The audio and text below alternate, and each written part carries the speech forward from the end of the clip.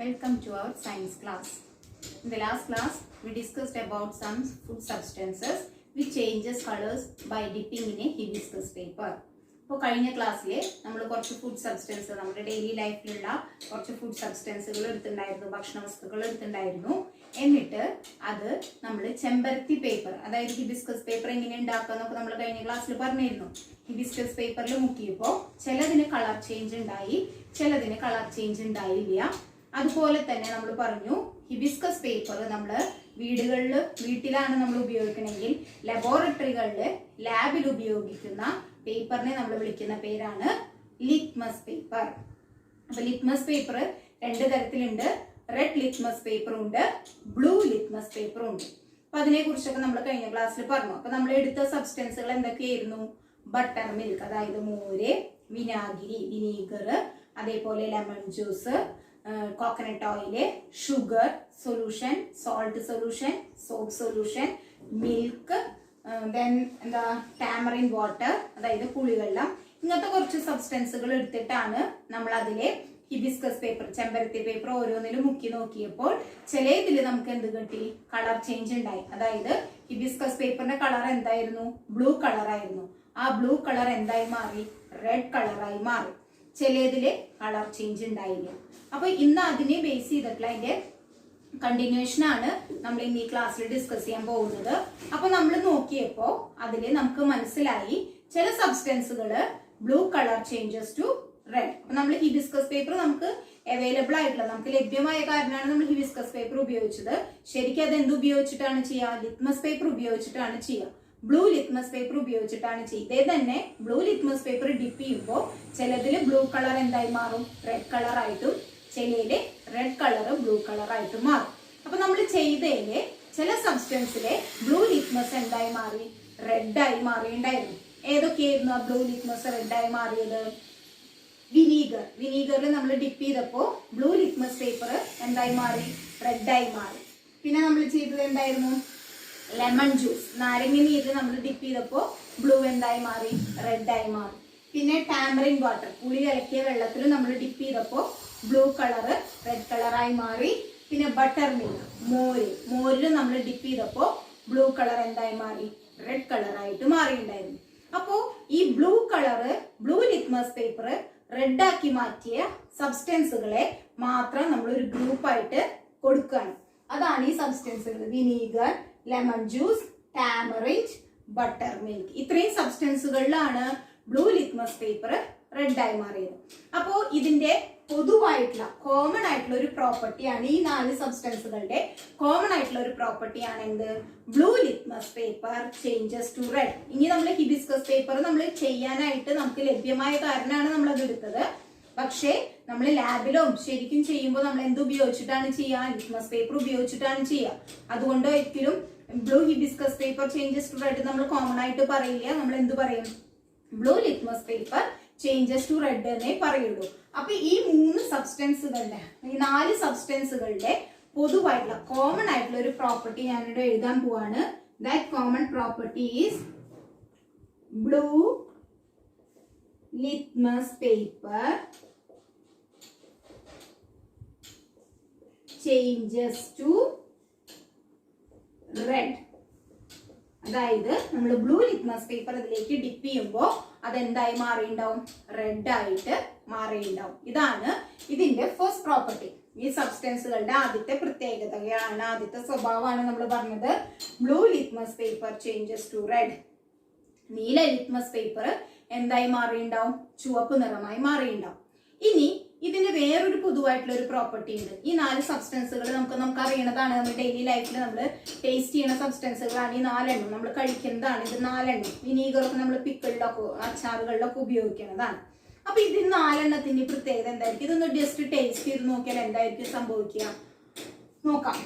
അപ്പൊ വിനീഗർ നമ്മൾ ജസ്റ്റ് ഒന്ന് ടേസ്റ്റ് ചെയ്ത് നോക്കി.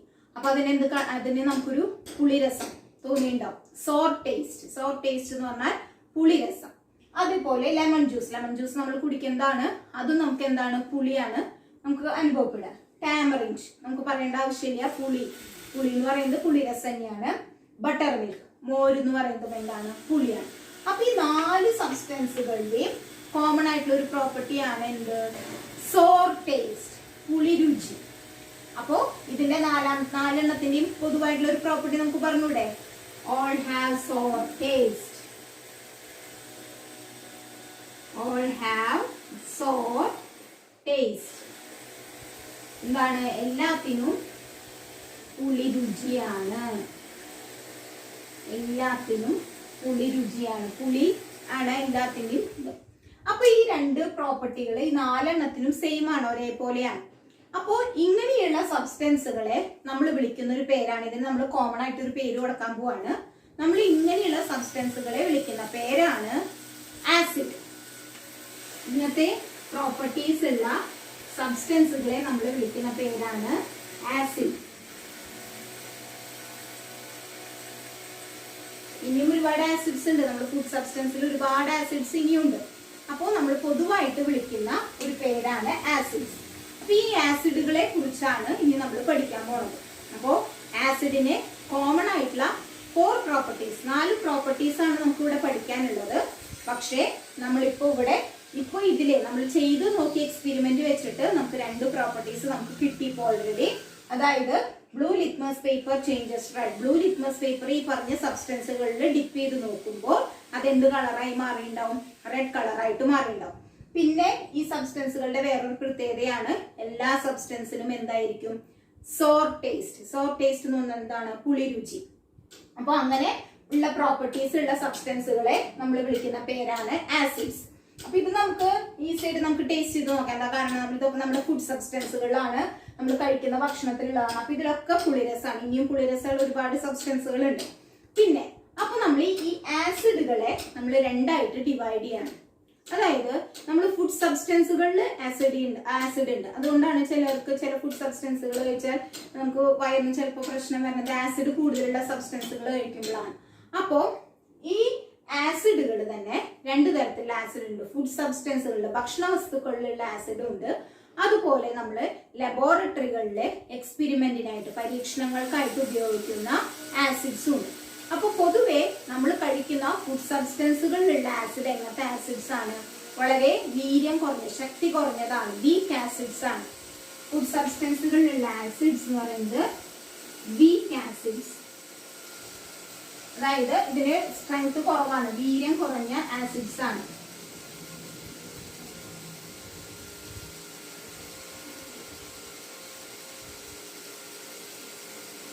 വീര്യം കുറഞ്ഞ ആസിഡ്സ് ആണ്. അതുകൊണ്ടാണ് നമുക്കത് കഴിച്ചാലും വലിയ പ്രശ്നമൊന്നും ഇല്ലാത്തത്.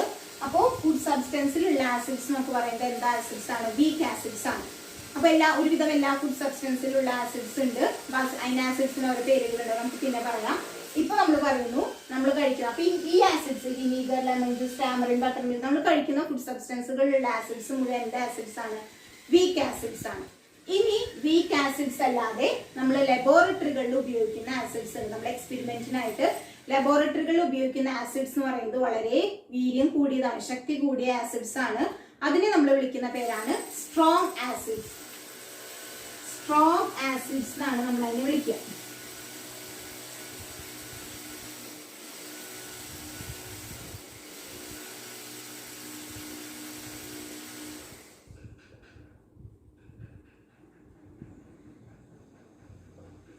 സ്ട്രോങ് ആസിഡ്സ് അതായത് അത് നമ്മുടെ മേത്തോ അല്ലെങ്കിൽ ശരീരത്തിലോ വീണ് കഴിഞ്ഞാൽ നമുക്ക് അത് ഒരിക്കലും കഴിക്കാൻ പറ്റുന്നതല്ല. മേത്തോ ശരീരത്തോ വീണ് കഴിഞ്ഞാൽ പൊള്ളലോ അങ്ങനത്തെ ഭയങ്കര അസ്വസ്ഥതകളോ ഒക്കെ ഉണ്ടാവും. അപ്പോൾ അങ്ങനത്തെ ആസിഡ്സ് ആണ് സ്ട്രോങ് ആസിഡ്സ്. അപ്പോൾ നമ്മുടെ ലബോറട്ടറികളിൽ ഉപയോഗിക്കുന്ന ആസിഡ്സ് സ്ട്രോങ് ആസിഡ്സും നമ്മുടെ ഫുഡ് സബ്സ്റ്റൻസുകളിലുള്ള ആസിഡ്സ് എന്ന് പറയുന്നത് എന്താണ്? വീക്ക് ആസിഡ്സുമാണ്. ശക്തി കുറഞ്ഞ ആസിഡ്സ് ആണ് നമ്മൾ ഫുഡ് സബ്സ്റ്റൻസ്. അതുകൊണ്ടാണ് നമുക്കത് കഴിക്കാൻ പറ്റുന്നത്. അപ്പോ ആസിഡ്സിന്റെ 2 പ്രോപ്പർട്ടീസ് ആണ് ഞാൻ ഒരിക്കൽ കൂടി പറയാം. Blue litmus paper changes to red. നീല ലിറ്റ്മസ് പേപ്പർ എന്തായി മാറുന്നു? ചുവപ്പ് നിറമാകുന്നു. അതുപോലെ എല്ലാ ആസിഡ്സിനും ഉള്ള പ്രത്യേകതയാണ് എന്ത്? All acids have sour taste. എല്ലാ ആസിഡ്സിനും എന്തുണ്ട്? പുളി രുചിയുണ്ട്. ഇനി അടുത്ത് നമ്മൾ ഡിസ്കസ് ചെയ്യാൻ പോകുന്നത് നമ്മുടെ ഭക്ഷണ വസ്തുക്കളിലുള്ള ആസിഡുകളിലുള്ള ഭക്ഷണ വസ്തുക്കളുണ്ട്, ഫുഡ് സബ്സ്റ്റൻസ് ഉണ്ട്. അതിൽ ഓരോന്നിലും ഓരോ തരം ആസിഡുകളാണുള്ളത്. ആ ആസിഡുകൾ ഏതൊക്കെയാണെന്നാണ് ഇനി നമ്മൾ അടുത്തതായിട്ട് പറയാൻ പോകുന്നത്. വളരെ കുറച്ച് മാത്രമേ നമുക്ക് പഠിക്കാനുള്ളൂ, ഇനിയും ഒരുപാടുണ്ട്. അപ്പൊ അടുത്ത് നമ്മൾ ഡിസ്കസ് ചെയ്യാൻ പോകുന്നത് food substance. The acid contains in food substance. ഭക്ഷണ വസ്തുക്കളിലുള്ള ആസിഡുകൾ നമുക്കൊരു ടേബിളാക്കി എഴുതി അത് പഠിക്കണം, എക്സാമിന് വരാറുണ്ട്.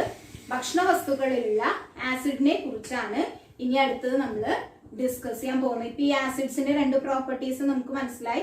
ഇനി acids containing certain food substance, ചില ഭക്ഷണ വസ്തുക്കളിലുള്ള ആസിഡ്സിനെ കുറിച്ചാണ് ഇനി നമ്മൾ പറയാൻ പോകുന്നത്. അപ്പൊ ഇനി നമ്മള് ചില ഭക്ഷണ വസ്തുക്കളിലുള്ള ആസിഡുകളെ കുറിച്ചാണ് ഇനി നമ്മൾ ഡിസ്കസ് ചെയ്യാൻ പോകുന്നത്. ആസിഡ്സ് കണ്ടെയ്നിങ് ഫുഡ് സബ്സ്റ്റൻസ്, ചില ഭക്ഷണ വസ്തുക്കളിലുള്ള ആസിഡ്സ്. അപ്പോൾ നമ്മൾ പറഞ്ഞ ബട്ടർ മിൽക്ക്, മോരിലുള്ള ആസിഡിന്റെ പേരാണ് ലാക്റ്റിക് ആസിഡ്. വിനീഗറിലുള്ള ആസിഡിന്റെ പേരാണ് അസിറ്റിക് ആസിഡ്. ടാമറിൻഡിലുള്ള ആസിഡിന്റെ പേരാണ് ടാർട്ടാറിക് ആസിഡ്. ലെമണിൽ, നാരങ്ങയിലുള്ള ആസിഡിന്റെ പേരാണ് സിട്രിക് ആസിഡ്. ആപ്പിളിലുള്ള ആസിഡിന്റെ പേരാണ് മാലിക് ആസിഡ്. ഇത്രയുമാണ് നമുക്ക് ഇപ്പോൾ ആസിഡുകളിൽ പഠിക്കാനുള്ളത്. എക്സാമിന് വരാറുണ്ട്, ഇമ്പോർട്ടന്റ് ആണ്. അപ്പോൾ ഈ ആസിഡുകളുള്ള കാരണമാണ് നമുക്ക് എന്ത് സംഭവിക്കുന്നത്, നമുക്കത് കഴിക്കുമ്പോൾ ഒരു പുളിരസം തോന്നുന്നത് അതുകൊണ്ടാണ്. അപ്പോൾ ബട്ടർ മിൽക്കിലെ ലാക്റ്റിക് ആസിഡ്, വിനാഗിരിയിലെ അസിറ്റിക് ആസിഡ്, പുളിയിലെ ടാർട്ടാറിക് ആസിഡ്, ലെമൺ നാരങ്ങയിലെ സിട്രിക് ആസിഡ്, ആപ്പിളില് മാലിക് ആസിഡ്. ഇനി നമുക്ക് ഉറുമ്പ് കടിക്കുമ്പോൾ നമുക്ക് എന്തുകൊണ്ടാണ് വേദന എടുക്കുന്നതെന്ന് അറിയും. ഉറുമ്പ് കടിക്കുമ്പോൾ നമുക്ക് വേദന എടുക്കാനുള്ള കാരണം, ആ ഉറുമ്പ് കടിക്കുമ്പോൾ ഉറുമ്പിൽ ഒരു ആസിഡ് ഉണ്ട്. ആ ആസിഡ് കാരണമാണ് നമുക്കത് കടിക്കുമ്പോൾ വേദന എടുക്കുന്നത്. ആസിഡിനെ നമ്മൾ വിളിക്കുന്ന പേരാണ് ഫോർമിക് ആസിഡ് എന്നാണ് അതിനെ വിളിക്കുക. അപ്പൊ അതുകൊണ്ടാണ് നമ്മൾ അത് കടിക്കുമ്പോൾ പുളിയുറുമ്പ് എന്ന് പറയും. പുളിയുറുമ്പൊക്കെ കടിച്ചാൽ പെട്ടെന്ന് വേദന എടുക്കാനുള്ള കാരണം ആ ഉറുമ്പിന്റെ ശരീരത്തിൽ ആസിഡ് ഉള്ള കാരണമാണ്. ഇനി നമ്മൾ ലാബിൽ ഉപയോഗിക്കുന്ന ആസിഡുകൾ സ്ട്രോങ് ആയിട്ടുള്ള ആസിഡ്സ് ആണ്. നമ്മൾ ഇപ്പോൾ കുറച്ച് മുമ്പ് പറഞ്ഞിരുന്നു. അപ്പൊ ആ ആസിഡുകൾക്ക് കുറച്ച് എക്സാമ്പിൾ ആണ്, സ്ട്രോങ് ആയിട്ടുള്ള ആസിഡുകളുടെ എക്സാമ്പിൾ ആണ് ഹൈഡ്രോക്ലോറിക് ആസിഡ്. നമ്മൾ ലാബിൽ ഉപയോഗിക്കുന്ന ആസിഡ് ആണ് ഹൈഡ്രോക്ലോറിക് ആസിഡ്, സൾഫ്യൂരിക് ആസിഡ്,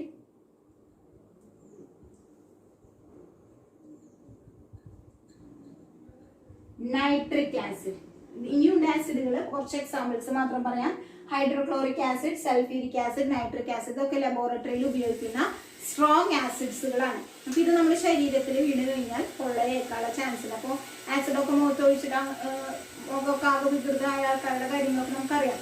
അപ്പോൾ ഈ hydrochloric acid, sulphuric acid, nitric acid, ഇനിയും കുറെ ആസിഡുകളുണ്ട്. ഇതൊക്കെ നമ്മൾ ലബോറട്ടറിയിൽ ഉപയോഗിക്കും. ഒരുപാട് കാര്യങ്ങൾ ശ്രദ്ധിക്കണം.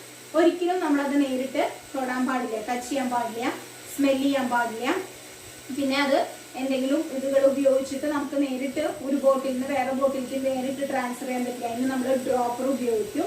അങ്ങനെ കുറെ കാര്യങ്ങൾ നമുക്ക് ശ്രദ്ധിക്കാനുണ്ട്. നമ്മുടെ ഇതിലുണ്ട്. നമുക്ക് ഒരിക്കലും അത് ടേസ്റ്റ് ചെയ്തിട്ട് ഇതിനെന്താ രുചി, പുളി രുചി തന്നെയാണോ എന്ന് ടേസ്റ്റ് ചെയ്ത് നോക്കാൻ പാടില്ല. അതൊരിക്കലും നേരിട്ട് തൊടാൻ പാടില്ല, ടച്ച് ചെയ്യാൻ പാടില്ല, സ്മെല് ചെയ്യാൻ പാടില്ല. ഒരിക്കലും ദേഹത്ത് വിടാൻ പാടില്ല. ദേഹത്ത് വീണ് കഴിഞ്ഞാൽ നമ്മൾ ചിലപ്പോൾ ചില ആസിഡുകൾ ഗോൾഡ് മേലൊക്കെ ആയിക്കഴിഞ്ഞാൽ ആ ഗോൾഡിന്റെ പ്ലേറ്റിങ് പോയി അത് ചെമ്പായി മാറും. പിന്നെ ഭയങ്കര വേദനയും നീച്ചലും തൊലിയൊക്കെ പോകും. പിന്നെ നമ്മൾ ഒരിക്കലും ആസിഡ് നേരിട്ട് ഒരു ബോട്ടിൽ നിന്ന് വേറെ ബോട്ടിലേക്ക് നേരിട്ട് ഒഴിക്കാൻ പാടില്ല. നമ്മൾ എന്ത് ഡ്രോപ്പർ ഉപയോഗിച്ചിട്ടേ ഒഴിക്കാൻ പാടുള്ളൂ. പിന്നെ നമ്മൾ എപ്പോഴും ടെസ്റ്റ് ട്യൂബുകളൊക്കെ ആസിഡ് ഒഴിച്ചിട്ട് നമുക്ക് ടെസ്റ്റ് ട്യൂബുകൾ ചൂടാക്കേണ്ട അവസരങ്ങൾ വരുമ്പോൾ നമ്മൾ അതും ഒരു ഹോൾഡറുമേ ടെസ്റ്റ് ട്യൂബ് വെച്ചിട്ട് ആ ഹോൾഡർ പിടിച്ചിട്ട് വേണം നമ്മളത് ചൂടാക്കാനായിട്ട്. പിന്നെ നമ്മൾ ലാബുകളിൽ ഇതൊക്കെ ഉപയോഗിക്കുക. ഒരിക്കലും അങ്ങനെ തന്നെ ഉപയോഗിക്കില്ലേ, നമ്മൾ എന്താക്കി ഉപയോഗിക്കും, ഡൈല്യൂട്ട് ചെയ്യും. അപ്പോൾ ഡൈല്യൂട്ട് ചെയ്യുമ്പോൾ ഇതിനൊക്കെ എന്ത് വിളിക്കും, എങ്ങനെ വിളിക്കുക വെച്ചാൽ dilute hydrochloric acid, dilute sulphuric acid, dilute nitric acid എന്നൊക്കെയാണ് വിളിക്കുക. എന്താണെന്ന് വെച്ചാൽ ഇത്ര ml കുറച്ച് എമൗണ്ട് എടുക്കും, അതിനൊരു റേഷ്യോ ഉണ്ട്, ഒരു മെഷർമെന്റ് ഉണ്ട്. ഇത്ര ml ഇത്ര എമൗണ്ട് വാട്ടർ അതിൽ ഒഴിച്ചാൽ അതിന്റെ ആസിഡിന്റെ ശക്തി, സ്ട്രോങ്നെസ് ഇത്തിരി കുറയും. അങ്ങനെയാണ് നമ്മൾ ലാബുകളിലൊക്കെ ഉപയോഗിക്കുക. അപ്പോൾ അതിനെയൊക്കെ നമ്മൾ ഡൈല്യൂട്ട് ചെയ്തിട്ടാണ് ഉപയോഗിക്കുക. അതായത് വാട്ടർ ചേർത്ത് കുറേ വാട്ടർ ഒഴിക്കല്ല, കുറച്ച് വാട്ടർ ഉപയോഗിച്ച് ഇത്ര എമൗണ്ടിന് ഇത്ര ml വാട്ടർ ഉണ്ട്, ആ വാട്ടർ ഉപയോഗിച്ച് അതിനെ ഡൈല്യൂട്ട് ചെയ്തിട്ടാണ് നമ്മൾ ലാബുകളിൽ ഇതൊക്കെ ഉപയോഗിക്കുക. അപ്പോൾ നമ്മൾ വീടുകളിൽ ഉപയോഗിക്കുന്ന ആസിഡുകൾ എന്ന് പറയുന്നത് വീക്ക് ആയിട്ടുള്ള ആസിഡ്സ് ആണ്. നമ്മൾ ലാബുകളിൽ ഉപയോഗിക്കുന്ന ആസിഡ്സ് എന്ന് പറയുന്നത് സ്ട്രോങ് ആസിഡ്സ് ആണ്. അപ്പോൾ സ്ട്രോങ് ആസിഡ്സിന് എക്സാമ്പിൾ നമ്മൾ പറഞ്ഞു hydrochloric acid, sulphuric acid, nitric acid. അപ്പോൾ ചില ഫുഡ് സബ്സ്റ്റൻസുകളുള്ള ആസിഡുകളുടെ പേരുകൾ നമ്മൾ പറഞ്ഞു. ഇനി അടുത്തത് നമ്മൾ ഡിസ്കസ് ചെയ്യാൻ പോകുന്നത് ആസിഡിന്റെ മൂന്നാമത്തെ പ്രോപ്പർട്ടിയാണ് നമ്മൾ ഡിസ്കസ് ചെയ്യാൻ പോകുന്നത്. ആസിഡ്സിന്റെ മൂന്നാമത്തെ പ്രോപ്പർട്ടി നമുക്കിനി നോക്കാം. അപ്പൊ ഇതെല്ലാവർക്കും മനസ്സിലായെന്ന് വിചാരിക്കുന്നു. ആസിഡിന്റെ മൂന്നാമത്തെ പ്രോപ്പർട്ടി നമുക്ക് നോക്കാം. അപ്പോൾ നമ്മൾ ആസിഡ്സിന്റെ രണ്ട് പ്രോപ്പർട്ടീസ് നമ്മൾ പറഞ്ഞു. ആസിഡിന്റെ രണ്ട് പൊതുവായിട്ടുള്ള സ്വഭാവങ്ങൾ നമ്മൾ ജനറൽ പ്രോപ്പർട്ടീസ് പറഞ്ഞു. ഫസ്റ്റ് നമ്മൾ പറഞ്ഞതാണ് blue litmus paper changes to red. നീല ലിറ്റ്മസ് പേപ്പർ ചുവപ്പ് നിറമാകുന്നു. രണ്ടാമത്തെ സ്വഭാവം, രണ്ടാമത്തെ പ്രോപ്പർട്ടി നമ്മൾ പറഞ്ഞത് എല്ലാ ആസിഡ്സും എന്ത് ടേസ്റ്റ് ആണ്, പുളിരസമാണ് എന്നാണ് നമ്മൾ പറഞ്ഞത്. ഇനി നമ്മൾ ആസിഡ്സിന്റെ മൂന്നാമത്തെ പ്രോപ്പർട്ടിയിലേക്ക് കടക്കുകയാണ്. അതായത് ആസിഡുകളും ഏതെങ്കിലും മെറ്റൽ ആയിട്ടുള്ള സബ്സ്റ്റൻസുകളും തമ്മിൽ ചേരുമ്പോൾ എന്താണ് സംഭവിക്കുക. അപ്പോൾ ആസിഡുകൾ എന്ന് പറയുന്നത് നമ്മൾ പറഞ്ഞു, നമ്മൾ വീട്ടിൽ ഉപയോഗിക്കുന്ന ആസിഡ്സ് ആണ് വിനാഗിരി, അതേപോലെ ബട്ടർ മിൽക്ക്. അപ്പൊ ഇവിടെ നമ്മൾ അങ്ങനത്തെ ആസിഡ്സ് ഉപയോഗിച്ചു കഴിഞ്ഞാൽ നമുക്ക് ഒരിക്കലും ഇത് കിട്ടില്ല. എന്താ കാരണം വെച്ചാൽ അവർക്ക് വളരെ വീക്ക് ആയിട്ടുള്ള ആസിഡ്സ് ആണ്, ശക്തി കുറഞ്ഞ ആസിഡ്സ് ആണ്. അപ്പൊ ഈ ഇത് എക്സ്പെരിമെന്റ് ആയിട്ട് ചെയ്യുമ്പോൾ നമ്മൾ ലാബിൽ ഉപയോഗിക്കുന്ന ആസിഡ്സ് ആണ് ഉപയോഗിക്കുക. അതായത് ഒന്നില്ലെങ്കിൽ നമ്മൾ എപ്പോഴും നമ്മൾ പറഞ്ഞു സ്ട്രോങ് ആസിഡ്സ് ഒരിക്കലും ഡയറക്റ്റ് ആയിട്ട് നമ്മൾ ഉപയോഗിക്കില്ല. നമ്മൾ എന്ത് ചെയ്തിട്ട് ഉപയോഗിക്കുള്ളൂ, നേർപ്പിച്ചിട്ട്, അതായത് ഡൈല്യൂട്ട് ചെയ്തിട്ടാണ് നമ്മളത് ഉപയോഗിക്കുക എന്ന് പറഞ്ഞു. അപ്പൊ നമ്മൾ ഇപ്പോൾ ഈ എക്സ്പെരിമെന്റ് നമ്മൾ എടുക്കുന്നത് ഡൈല്യൂട്ട് ഹൈഡ്രോക്ലോറിക് ആസിഡ് ആണ് എടുക്കുന്നത്. അത് ഏത് വേണമെങ്കിലും എടുക്കാം. ഡൈല്യൂട്ട് ഹൈഡ്രോക്ലോറിക് ആസിഡ് എടുക്കാം, അല്ലെങ്കിൽ ഡൈല്യൂട്ട് സൾഫ്യൂരിക് ആസിഡ് എടുക്കാം, അല്ലെങ്കിൽ ഡൈല്യൂട്ട് എന്തെടുക്കാം, നൈട്രിക് ആസിഡ് എടുക്കാം. ഏത് ആസിഡ് വേണമെങ്കിലും എടുക്കാം. ലബോറട്ടറിയിൽ കിട്ടുന്ന ആസിഡും അതിലേക്ക് നമ്മൾ അതൊരു ടെസ്റ്റ് ട്യൂബിൽ എടുക്കും, അല്ലെങ്കിൽ ഒരു ഗ്ലാസ്സിലോ. ടെസ്റ്റ് ട്യൂബാണ് നമ്മൾ ലാബിലോ എക്സ്പെരിമെന്റിനായിട്ട് ഉപയോഗിക്കുക. ടെസ്റ്റ് ട്യൂബിൽ എടുത്തിട്ട് അതിലേക്ക് നമ്മൾ എന്തെങ്കിലും മെറ്റൽ, ലോഹങ്ങളായിട്ടുള്ള എന്തെങ്കിലും വസ്തുക്കൾ ഇടും, 2-3 കഷ്ണം. അതായത് ഇതുപോലെ തന്നെ നമ്മൾ ലാബിൽ ഉപയോഗിക്കുന്ന ലോഹങ്ങൾ, മെറ്റൽസ് ആണ് സിങ്കോ, മഗ്നീഷ്യോ, അലുമിനിയം. സിങ്ക്, മഗ്നീഷ്യം, അലുമിനിയം, ഇതിൽ ഏതെങ്കിലും ഒരു മെറ്റലാണ് നമ്മൾ എടുക്കുക. മഗ്നീഷ്യം, അലുമിനിയം, ഇതിലേതെങ്കിലും ഒരു മെറ്റലും, ഇതിലെല്ലാം ഒരുമിച്ച് എടുക്കില്ല, ഏതെങ്കിലും ഒരു മെറ്റൽ. ഡൈല്യൂട്ട് ഹൈഡ്രോക്ലോറിക് ആസിഡും സിങ്ക് എടുക്കാം, അല്ലെങ്കിൽ ഡൈല്യൂട്ട് ഹൈഡ്രോക്ലോറിക് ആസിഡും മഗ്നീഷ്യം, അല്ലെങ്കിൽ ഡൈല്യൂട്ട് ഹൈഡ്രോക്ലോറിക് ആസിഡ് അലുമിനിയം, അല്ലെങ്കിൽ ഹൈഡ്രോക്ലോറിക് ആസിഡിന് പകരം നമ്മൾ സൾഫ്യൂരിക് ആസിഡും സിങ്ക് എടുക്കാം, സൾഫ്യൂരിക് ആസിഡും മഗ്നീഷ്യം എടുക്കാം, അല്ലെങ്കിൽ സൾഫ്യൂരിക് ആസിഡ് അലുമിനിയം എടുക്കാം. ഏതെങ്കിലും ഒരു ആസിഡും ഏതെങ്കിലും ഒരു മെറ്റലും തമ്മിൽ നമ്മൾ എടുക്കുകയാണ്. അപ്പോൾ ഒരു ടെസ്റ്റ് ട്യൂബിലെ ഏതെങ്കിലും ഒരു ആസിഡും ഏതെങ്കിലും ഒരു മെറ്റലിലെ പീസസ് ആയിട്ടാണ് ഉണ്ടാവുക, സിൽവർ കളറില്. അത് നമ്മൾ അതിലേക്ക് ഇട്ടു. അപ്പോ നമ്മൾ അതിലെ എന്ത് നടക്കുന്നുണ്ടാവും. അപ്പൊ ഏതെങ്കിലും ഒരു ആസിഡും ഏതെങ്കിലും സബ്സ്റ്റൻസുകൾ തമ്മിൽ കൂടി ചെയ്യുമ്പോൾ അവിടെ ഉണ്ടാവുന്നതാണ് റിയാക്ഷൻ, പ്രവർത്തനം ഉണ്ടാവും. അതിന്റെ ഫലമായിട്ട് അതിന് എന്തെങ്കിലും ഒരു പുതിയതായിട്ടുള്ള ഒരു സാധനം ഉണ്ടാവും. അതിനെ നമ്മൾ പ്രൊഡക്റ്റ് എന്നാണ് വിളിക്കുക. അതൊക്കെ നിങ്ങൾ വലിയ ക്ലാസ്സിലെത്തുമ്പോൾ പഠിക്കും. ഇപ്പൊ നമ്മൾ കുറച്ച് ഡൈലൂട്ട് സൾഫ്യൂരിക് ആസിഡ്, കുറച്ച് എമൗണ്ട്, ഒരു ടെസ്റ്റ് ട്യൂബില് കുറച്ച് എമൗണ്ട് ഡൈലൂട്ട് സൾഫ്യൂരിക് ആസിഡും അതിലേക്ക് 2-3 പീസ് മെറ്റൽ പീസ്, സിങ്കോ, അലുമിനിയോ, മഗ്നീഷ്യോ, അങ്ങനത്തെ ഏതെങ്കിലും മെറ്റൽ പീസ് എടുത്തു. എന്നിട്ട് നമ്മൾ ഒരു തീപ്പെട്ടി കത്തിച്ചിട്ട്, ഒരു മാച്ച് സ്റ്റിക്ക് കത്തിച്ചിട്ട് അതിന്റെ വായഭാഗത്ത് വെക്കുമ്പോൾ അത് കുറച്ച് ഓൾറെഡി കത്തിച്ചിട്ടാണ് വെക്കുന്നത്. അപ്പോൾ കുറച്ചും കൂടി കൂടുതലായിട്ട് കത്തി, ഒരു ചെറിയ സൗണ്ടോട് കൂടി കുറച്ചും കൂടി കൂടുതലായിട്ട് കത്തുന്നത് കാണാം. അപ്പോൾ ഈ ആസിഡും ഈ മെറ്റലും തമ്മിൽ ചേരുമ്പോൾ അവിടെ പുതിയൊരു സാധനം ഉണ്ടാവുന്നുണ്ട്. അതുകൊണ്ടാണ് ഇത് കൂടുതലായിട്ട് കത്തണതും ഒരു സൗണ്ട് ഉണ്ടാവുന്നത്. അപ്പൊ എന്തായിരിക്കും അത്? അവിടെ ഒരു ഗ്യാസ്, ഒരു വാതകം ഉണ്ടാകുന്നുണ്ട്. ആ ഗ്യാസ്, ആ വാതകത്തിന് നമ്മൾ പറയുന്ന പേരാണ് ഹൈഡ്രജൻ. അവിടെ ഉണ്ടാവുന്ന ഗ്യാസ് ആണ് ഹൈഡ്രജൻ, ആണ് അവിടെ ഉണ്ടാവുക. അപ്പൊ ഇതിങ്ങനെ കൂടുതലായിട്ട് ശക്തിയോടെ കത്താനും ഒരു സൗണ്ടോട് കൂടി കൂടുതൽ കത്താനുള്ള കാരണം എന്താണ്? Hydrogen is a gas. അതൊരു ഗ്യാസ് ആണ്. ഹൈഡ്രജൻ എന്ന് പറയുന്നത് ഒരു ഗ്യാസ് ആണ്, കത്താൻ സഹായിക്കുന്നതാണ്. അപ്പൊ അതുകൊണ്ട് നമ്മൾ ഹൈഡ്രജന്റെ ഗ്യാസ് ആണ് ടെസ്റ്റ് ട്യൂബിന് പുറത്തേക്ക് വരുന്നത്. അപ്പൊ നമ്മളൊരു മാച്ച് സ്റ്റിക്ക്, ഒരു തീപ്പെട്ടി അതിനെ കത്തിച്ചു വെക്കുമ്പോൾ അത് കൂടുതൽ സൗണ്ടോട് കൂടിയിട്ട് അത് കത്താൻ സഹായിക്കുന്നത് ഹൈഡ്രജൻ എന്ന് പറയുന്നത് ഒരു കത്തുന്ന ഗ്യാസ് ആയ കാരണമാണ്. ഹൈഡ്രജൻ ഈസ് എ ഇൻഫ്ലെയിം, അതായത് ഹൈഡ്രജൻ കത്താൻ സഹായിക്കുന്നതാണ്. അപ്പോൾ ടെസ്റ്റ് ട്യൂബിന്റെ ഉള്ളിൽ നിന്ന് വരുന്ന ഹൈഡ്രജൻ ഗ്യാസ് മാച്ച് സ്റ്റിക്കിന് അവിടെ എത്തുമ്പോൾ അത് കൂടുതൽ സൗണ്ടോട് കൂടി കത്തും. അപ്പോൾ ആസിഡ് മെറ്റലുമായിട്ട് റിയാക്ട് ചെയ്യുമ്പോൾ ഉണ്ടാവുന്ന ഗ്യാസ് ആണ് ഹൈഡ്രജൻ. അപ്പൊ ആസിഡ് പ്ലസ് മെറ്റൽ, ആസിഡ് എന്ന് പറയുന്നത് എന്താവാം? Dilute hydrochloric. ഡൈല്യൂട്ടിനെ ഷോർട്ട് ആയിട്ട് എഴുതുന്നതാണ് കേട്ടോ, DIL എന്ന് പറയുന്നത്. ഡൈല്യൂട്ട് ഹൈഡ്രോക്ലോറിക് ആസിഡും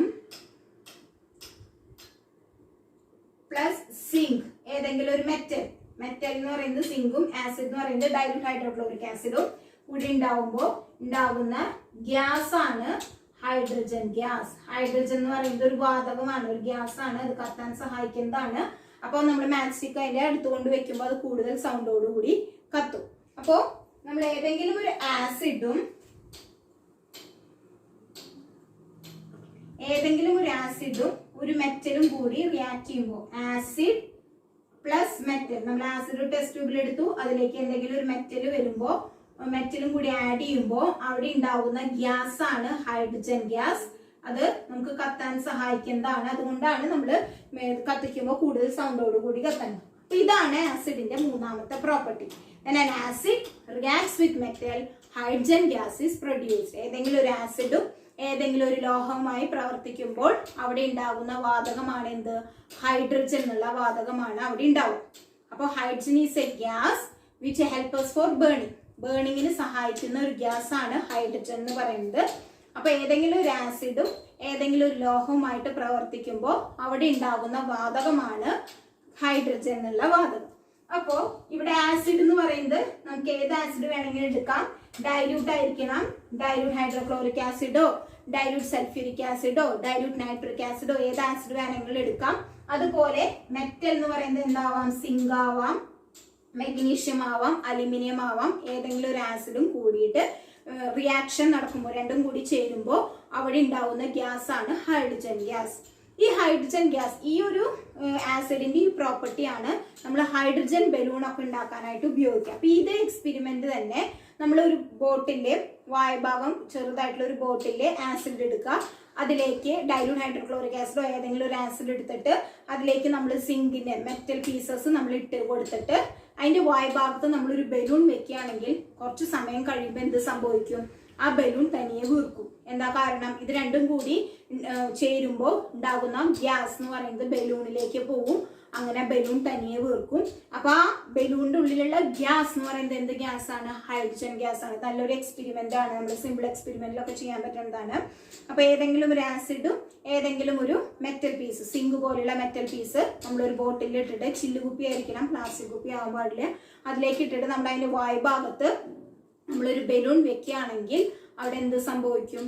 ആ ബലൂൺ വീർക്കും. കുറച്ച് സമയം കഴിഞ്ഞാൽ തനിയെ വീർക്കും. എന്താ കാരണം? ഈ രണ്ടും കൂടി ഉണ്ടാവുന്ന ഗ്യാസ് ആ ബലൂണിലേക്കാണ് പോവുക.